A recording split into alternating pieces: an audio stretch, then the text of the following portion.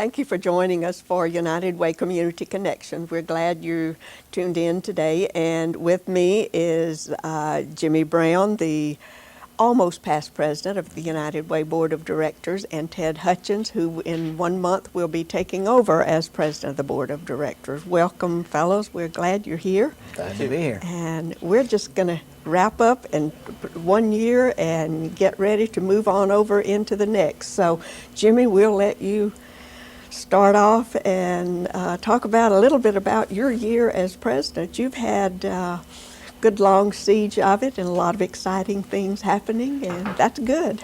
Well, it has been. We took on quite a few initiatives this year, just to kind of summarize them a little bit. I guess the first thing that we did was adopt the standards of excellence.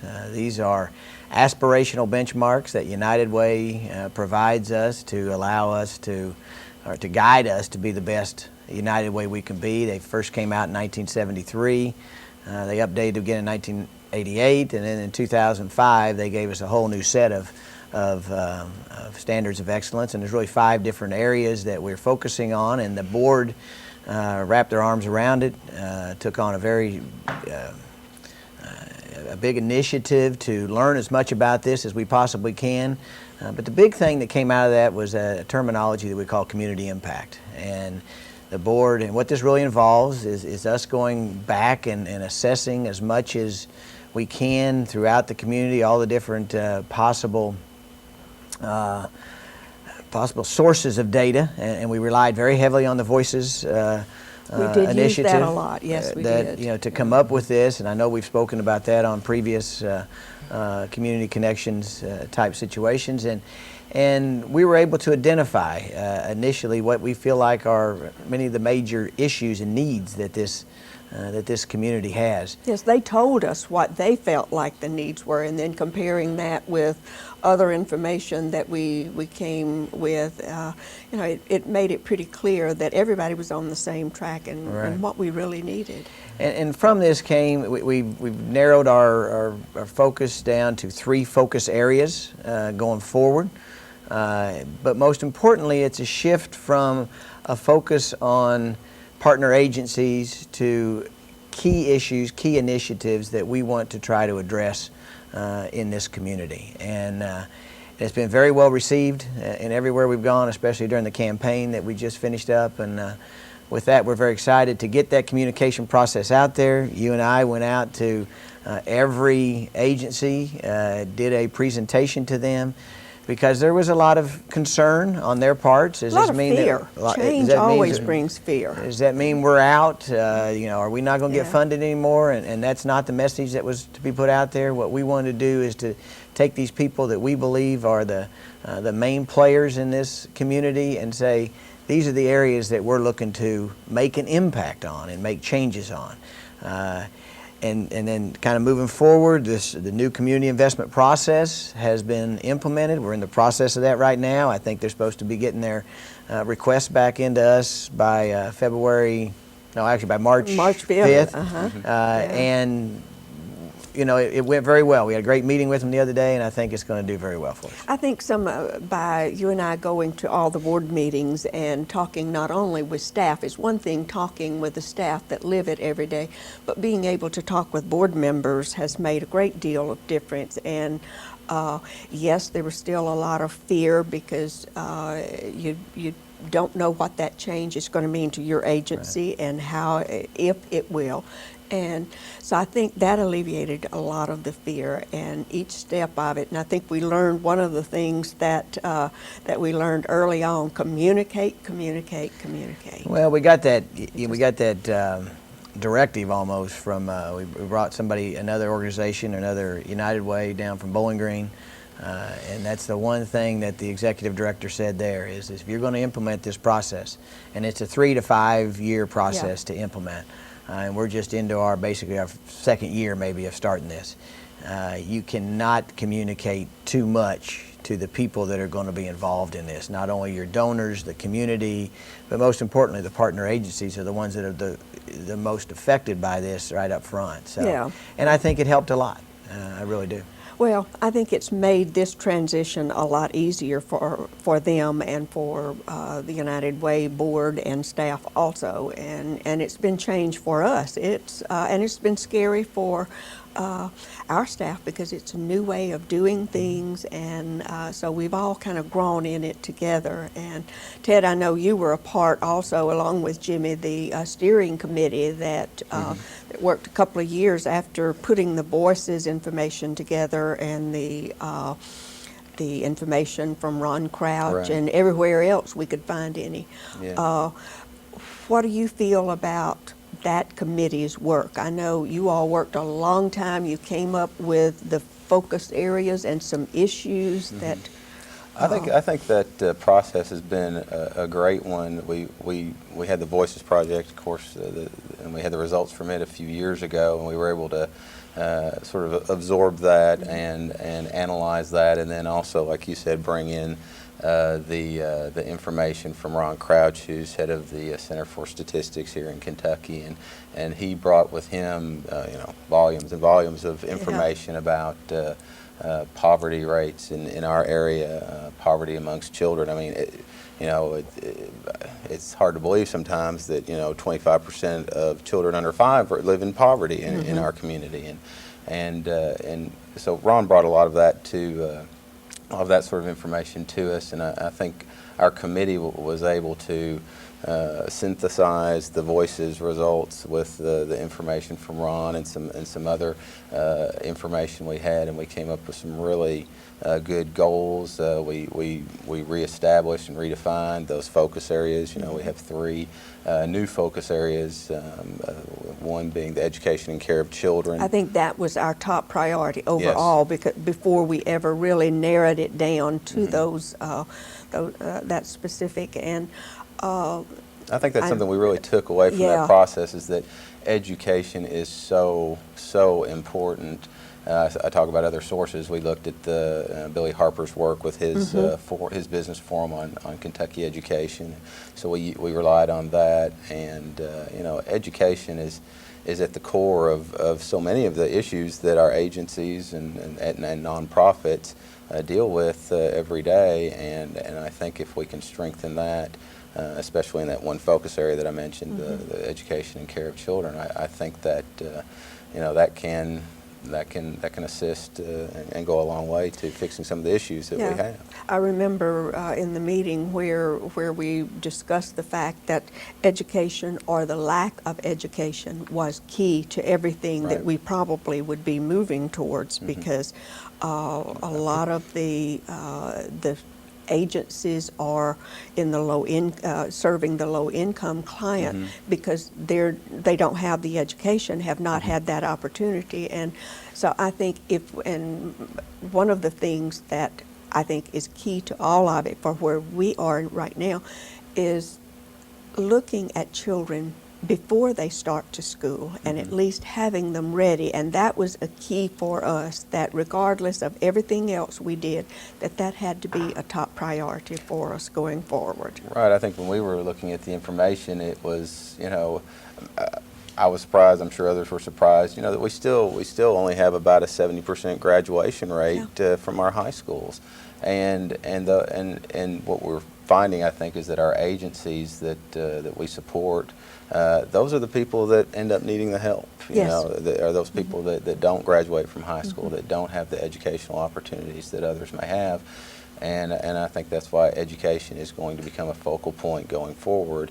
That's something I'm certainly behind, and I know Jim is. Right. And so that's kind of where I see our agency moving. We also redefined the emergency assistance focus area to include, it's now emergency assistance and prevention has an education component that I think is very important. So there's another example of where we are going to focus on education and present needs to agencies in the community that we want to see funded and see something done about. So I'm excited. And the about other, I guess sort of the middle focus area is strengthening families, and of course that covers a lot of ground when you talk about families. But If you take care of the children and then move into the family units and keep them together and work them as one pretty much, and then the emergency needs they're always there, whether it's disaster or help with utilities, that sort of thing. When you I talk think, about strengthening families, there are educational components to that too. I mean, Yes. there parenting classes, helping people become better parents, teaching them, the importance of education, so they in turn teach their kids that Yes. same lesson. So all of these focus areas have some educational components, I think, in them. I agree, and I think narrowing it down, I think we had 4 or 5 before then, and it was a little bit broader, and I think narrowing it down, and maybe we'll feel like we're not biting off more than we can chew at one time, and yet it still reaches all of those areas that we've done in the past. And I know, Jimmy, your message to the agencies and to their boards was that member agencies or partner agencies, as we have known in the past years and years and years, probably within the next year not going to be in existence. It's going to be, we're not going to fund agencies. Right. We're funding programs and issues within those 3 focus areas, and then the breaking down the issues in each one of those. And so even beginning this year. Right, and I've said all along that if we couldn't consider ourselves a good United Way or a great United Way if the people that we weren't currently working with, the partner agencies that were currently part of the United Way, under the umbrella, as we've always focused on over the last few years, if they weren't the key players in this community, we wouldn't be doing a very good job. But in the past, what we've done, prior to getting into program funding, was simply say, we raised our money, we gave our money to, Family Services or whoever it is, and then they really had to a certain degree, not much strings attached to that. They could go do what they wanted to. Well, we felt like it was, especially in moving into the community impact model, that we had to go to, and it's part of going to, it's part of the community impact, is going to a program funding type model, looking at the key initiatives, prioritizing those key initiatives, looking for entities that are the right players to address those key initiatives in our community. And I've said all along, 75, 80, 85% of people who are getting money today are going to continue to be the same players that we have going forward. I believe that. Yeah. But we're not doing our job as stewards of that money if first of all if we identify key initiatives in this community that need to be addressed, and there is somebody else out there that is the person or the entity that needs to address that, then we've got to find that person. Yes. If there's an initiative that's currently being addressed by one of our partner agencies today, and this is not to be sending out a terrible message, but if there's somebody else that can do a better job, that's going to be good too. We also believe that this is going to lead to collaboration between partner agencies. There's some overlap going on out there in the community. Some within within our partner agencies, as well as very good people out there that are not part of our partner agency. They don't, part of the United Way right now. And there's going to be opportunities for collaboration, which I just think will make everything run much more efficient. Well, it's already beginning, because United Way Board has, and through the community investment process, has said to the current partners and some of the other community organizations that are covered through the Emerging Needs Program, collaborate, work with somebody else. If the 2 of you can get together and make a better program than just one of you together, or if one has a facility, the other has the clients, and so it's working already, and I think we're going to have a lot more of that. And I am just delighted right now that our community investment co-chairs have moved forward with the program funding this year, probably a year ahead of schedule in our thinking this time last year. Yeah, it definitely was. You know, one of the things that when I went out and talked to, we went out and talked to the partner agencies. We said that part of community impact is a streamlined process, less paperwork in how to go about requesting funding from the United Way. And that's the one positive thing that I know they were hoping for in coming out of this.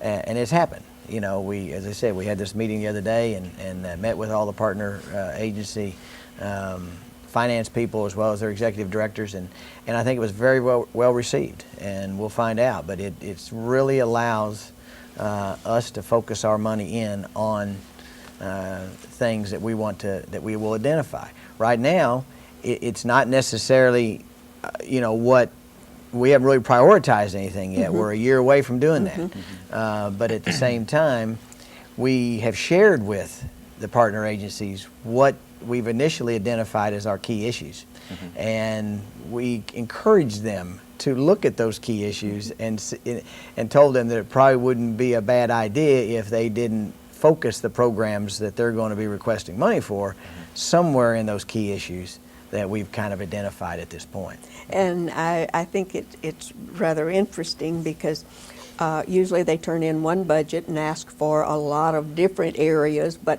are not specific on any one thing. And in talking with one of the agencies this week, she is applying for, I believe, 6 different programs in 2 different focus areas. So I think we will have a lot of that, and that way it's very specific. You can say to the donor, this is exactly what your money is going for. This much, 25% of their budget is spent on to pay utility bills or to buy medications, that sort of thing. So we're going to be able to pinpoint exactly, rather than just say, well, we're funding this agency and they're doing a good job with whatever they're doing. That's one thing I've always liked about our agency is that we always strive to be accountable to our donors. Yes, we do. And that's just another selling point, I guess, is that we can show them the accountability by showing the way we're funding these needs and issues in the community. And of course, I always like that we keep our money local in the community too. Our money stays locally for the most part. So yeah, But I think we have, in a lot of ways, we've sort of had a heads up number of years ago when the board started putting aside dollars from the campaign for emerging needs and opening it up to any community organization funding health and human service needs. And this past year we had about $55,000, and so we've started in that, in including other organizations, and it could include some of ours. Most of the time we'll have 1 or 2, but that has started us.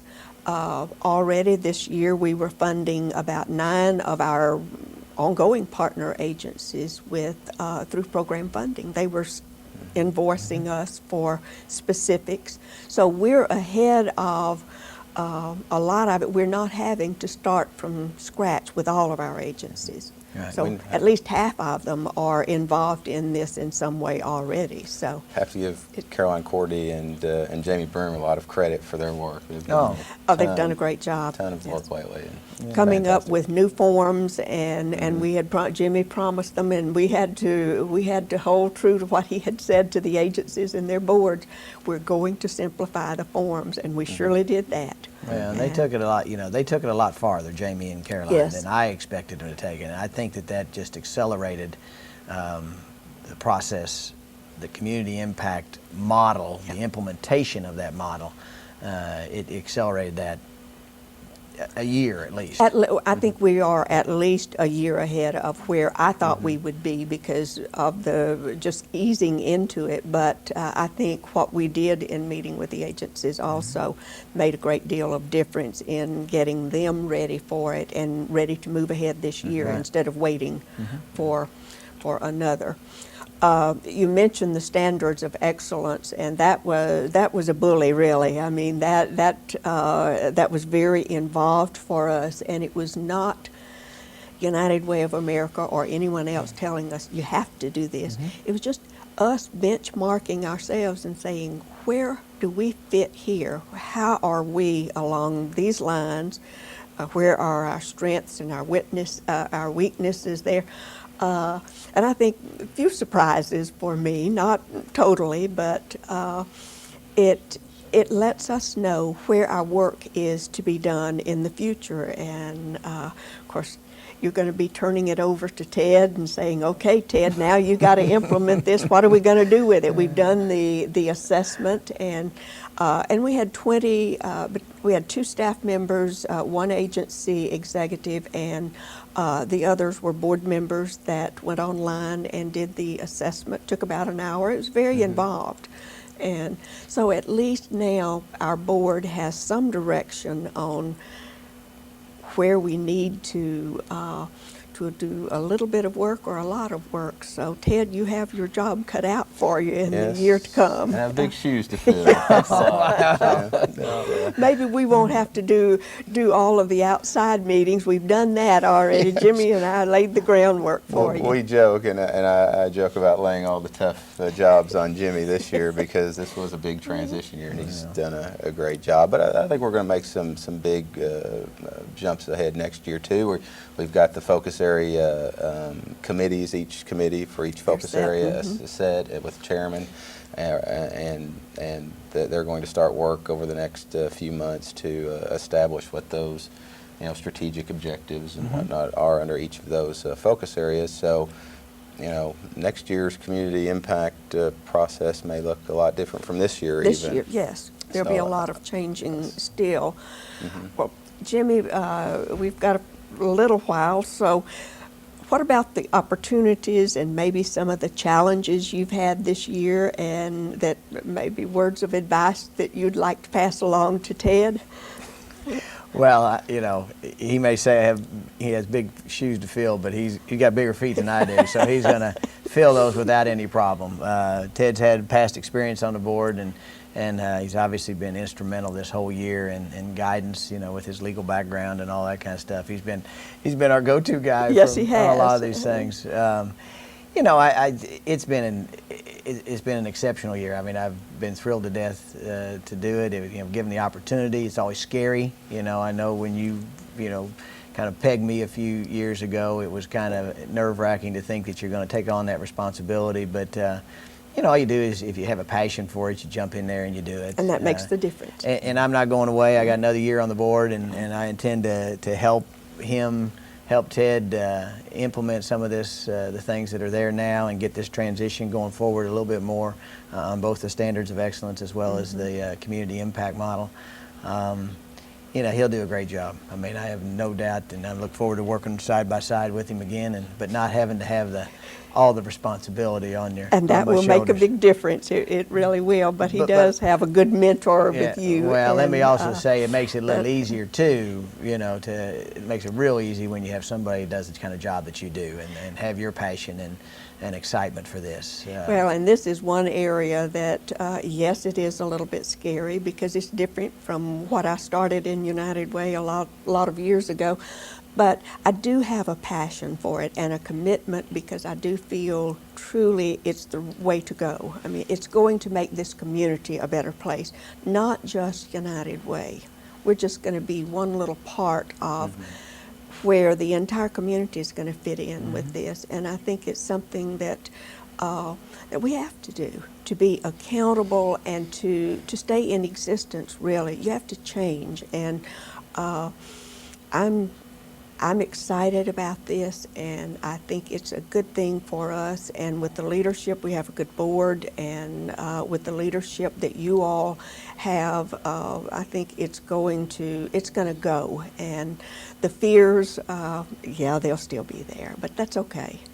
And I do appreciate what you've done, Jimmy. You have done a good job as leader in this transition time. And Ted, I know we've not really set our goals and on paper yet, but I think you sort of know some of the areas that you're going to explore. So we've got just a few minutes if you want to talk about some of those exciting things. Well, of course, we want to keep our steering committee working and moving the community impact model moving forward.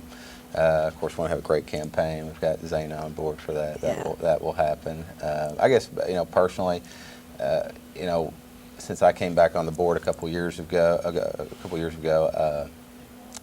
one of my interests is to focus on education and children, and you and I and the board, we've discussed investigating a Success by Six program. So that's something that I want to make a priority for this year, and I know we're scheduled to go meet with a Success by Six program up in Cape Girardeau to learn a little bit more about what those programs And can do in the basically, community. it's exactly what it says. Let kids be ready to go to school when they're 6 years old, and even before, and it's taking them all the way through. So I think that's another exciting program that our community needs. We have good relationships with the Head Starts, with the school personnel. And that's what all it is. falls into It's going to place. be a partnership of local schools, local governmental agencies, not-for-profits, churches, anybody interested in impacting early childhood development. And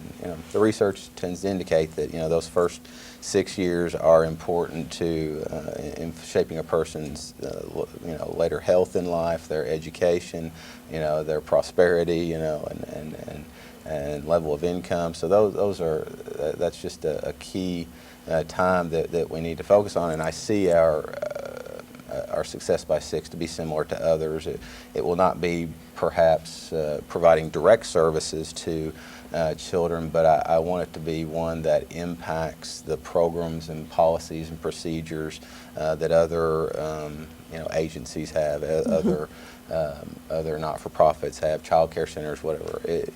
Yeah, because it encompasses an awful lot, and those are the things that we are passionate about. Because if we begin with the children, and there are many of them who don't have the opportunities that our children have, and so those are the ones we're going to be working on this year, and that's a big just by itself is a big task. That's a big project, I think, but it's all about, like I said, it's all about moving our community forward, and if we don't do these things, we won't have a community that our children want to come back to after they go off to college or as they move into the workforce. That we want this to be a place that people want to come to because it's a great place to live, not just because their parents are here or their families here. And I think we can have a great deal of impact on that, and hopefully this time next year, we'll be sitting with you and the incoming president and saying, all right, I'm passing the torch on over to you now, and we're out of time, and we just have a lot more to talk about because we're doing a lot of good things. But thank you all for coming to be with us, and we'll be looking forward to some good work and some good words in the days to come. Thank you. We enjoyed Thanks, it. Jimmy and Thank you. Ted. Thank you much. Thank you.